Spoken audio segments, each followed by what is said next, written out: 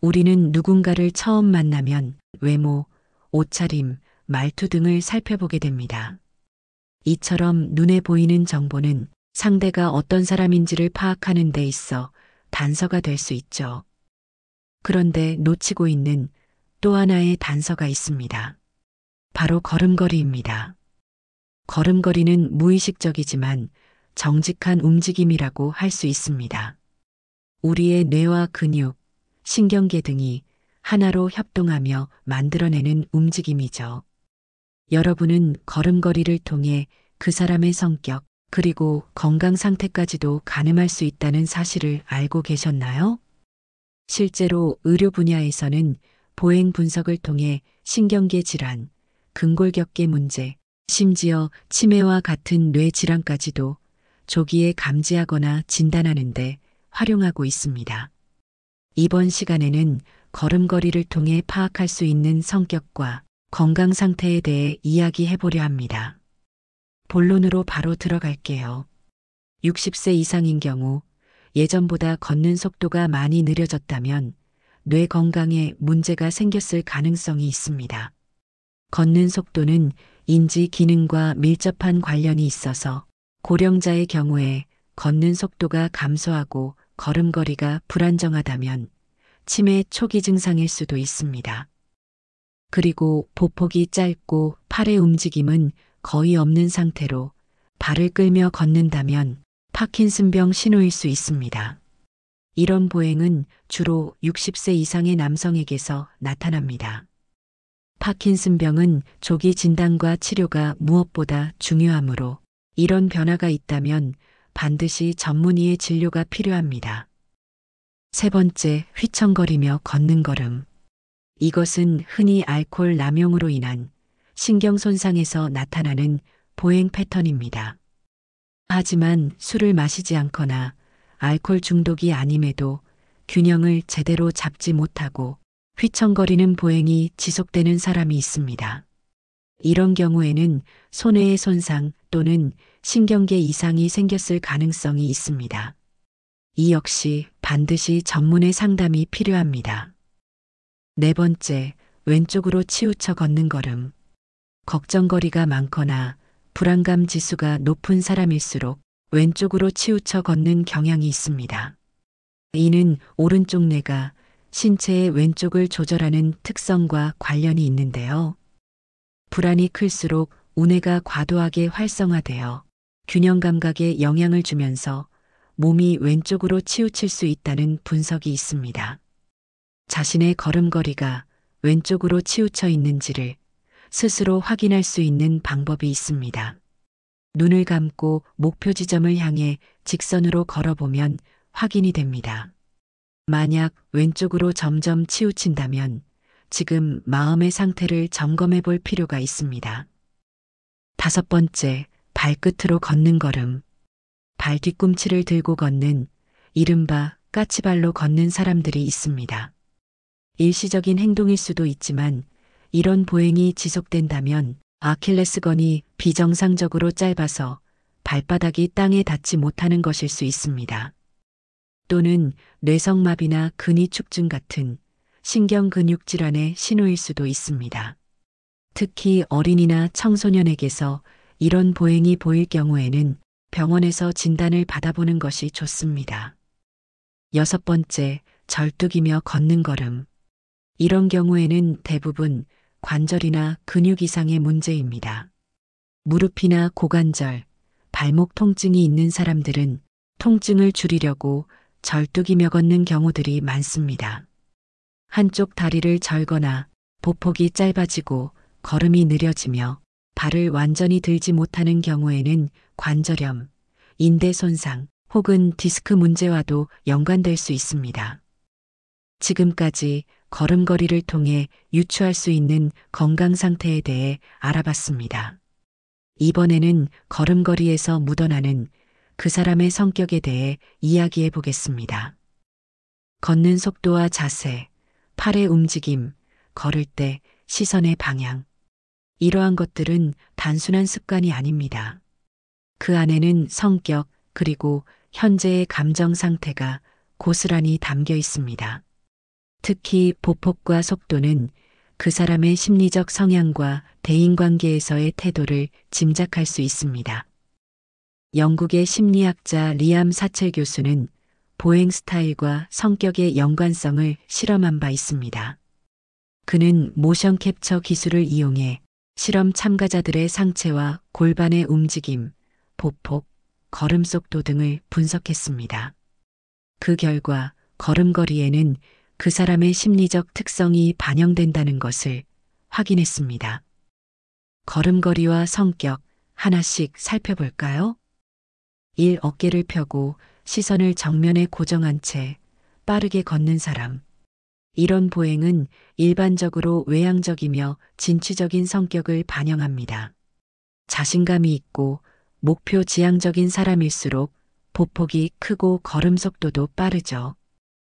하지만 성격이 급하거나 경쟁심이 강하고 때로는 독단적인 면모를 보일 수도 있다고 합니다. 2. 보폭이 작고 천천히 걷는 사람. 이런 사람은 대체로 내향적이며 신중한 성격일 가능성이 높습니다. 타인의 시선을 민감하게 의식하고 매사에 조심스러운 성향을 지녔을 수 있습니다. 3. 걸을 때 별다른 이유 없이 자꾸만 뒤를 돌아보는 사람. 이런 경우에는 의심이 많고 불안정한 심리 상태를 반영하는 것일 수 있습니다. 4. 걸음걸이가 유연하며 함께 걷는 사람의 속도에 맞춰주는 사람. 이러한 보행은 배려심이 있고 친화적인 성격을 나타냅니다. 상대방을 배려하며 조화롭게 움직이려는 마음이 걸음에 드러나는 것이죠. 5번째, 걸으며 주위를 두리번거리고 갑자기 멈춰서 뭔가를 유심히 살펴보는 사람. 이들은 대체로 창의적이고 호기심이 많은 성향을 갖고 있습니다. 새로운 자극에 민감하게 반응하며 환경에 대한 관심이 큽니다. 하지만 집중력이나 끈기가 부족한 단점이 있을 수도 있습니다. 여러분, 팔자로 걷는 사람은 어떤 성격일 것 같나요? 발끝이 바깥쪽으로 벌어지며 팔자로 걷는 사람은 자기 표현에 거리낌이 없고 개방적이며 자유분방한 성격일 가능성이 많다고 합니다.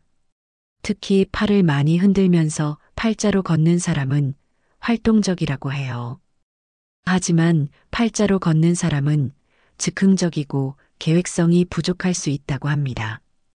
그런데 팔자로 걷는 게 성격의 영향이 아니라 어릴 때부터 걷는 자세가 잘못되었기 때문일 수도 있습니다. 이런 경우에는 발끝이 정면으로 향하도록 걷는 연습을 하는 것이 좋습니다. 그리고 성격과 상관없이 골반이 틀어져 있거나 고관절, 무릎 등 신체적인 요인 때문에 팔자로 걷는 경우도 있습니다. 신체 구조적인 문제로 걸음걸이가 자연스럽지 못한 경우에는 물리치료나 요가 등을 통해 체형 교정을 하는 게 도움이 될 수 있습니다.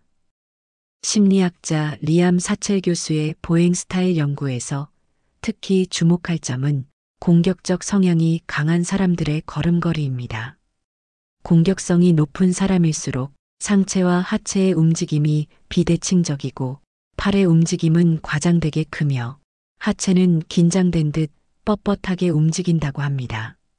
또한 공격성이 높은 사람은 보행 속도가 빠르고 걸을 때 발을 세게 디디는 경향이 있다고 합니다. 흥미로운 점은 남성의 보행 속도는 공격성과 어느 정도 상관관계가 있지만 여성의 경우 보행 속도와 공격성 간의 유의미한 연관성은 발견되지 않았다고 합니다. 즉, 빠르게 걷는 남성은 공격성이 높을 가능성이 있지만 여성의 경우에는 보행 속도가 빨라도 공격성과 연관이 없다는 뜻입니다. 또한 공격성이 높은 사람들은 걸음 속도가 갑자기 빨라졌다가 느려지거나 발소리가 크고 보행 패턴이 일정하지 않는 특징도 있다고 해요. 이러한 불규칙한 움직임은 내면의 긴장감이나 충동성을 반영하는 신호일 수 있다고 합니다. 하지만 걸음걸이에 이런 특징이 있다고 해서 그 사람이 공격적인 성향이 높다고 단정지어서는 안 됩니다. 체형이나 습관 때문일 수 있고 운동을 많이 해서일 수도 있기 때문이죠. 지금까지 걸음걸이를 통해 유추할 수 있는 다양한 성격 유형들을 살펴봤습니다. 걸음걸이에 성격이 반영되는 건 맞지만 그렇다고 해서 걷는 모습만 보고 성격을 단정 짓는 건 위험할 수 있습니다. 걸음걸이는 나이, 건강 상태, 현재의 감정 상태 등 여러 요인들이 복합적으로 영향을 미치기 때문이죠. 예를 들어 신체 구조적인 문제가 없는데도 발을 끌면서 느리게 걷는 사람은 게으른 성격일 가능성도 있지만 사실은 스트레스가 심하거나 피곤하고 기력이 없어서 그렇게 걷는 것일 수도 있습니다. 실제로 대부분의 사람들은 우울하거나 불안한 상태일 때는 보폭이 좁아지고 시선이 아래로 향하며 어깨가 움츠러드는 경향이 있습니다. 반대로 기분이 좋거나 자신감이 넘칠 때는 보폭이 커지고 어깨를 쫙 편 채로 당당하게 걷게 되죠. 여기서 주목할 게 있습니다. 걸음걸이를 바꾸면 마음 상태도 바뀔 수 있다는 점입니다. 어깨를 펴고 시선을 정면에 두며 보폭을 넓게 걸으면 뇌는 이를 긍정적인 신호로 받아들인다고 합니다. 그 결과 스트레스 호르몬인 코르티솔 수치가 낮아진다는 연구 보고가 있습니다. 요즘 당신의 걸음걸이는 어떤가요? 혹시 어깨를 움츠린 채 느리게 걷고 시선은 자꾸 아래로 향하나요? 그렇다면 오늘부터 억지로라도 어깨를 펴고 당당하게 걸어보세요. 처음엔 어색할 수 있지만 계속 그렇게 걷다 보면 기운이 나고 자신감 향상에도 도움이 될 거예요. 준비한 내용은 여기까지입니다. 구독을 하시면 삶에 도움이 되는 유익한 정보를 계속 받아보실 수 있습니다. 지금 바로 구독 버튼 눌러주세요. 구독이 부담스럽다면 좋아요만 눌러주셔도 됩니다. 끝까지 함께 해주셔서 감사합니다.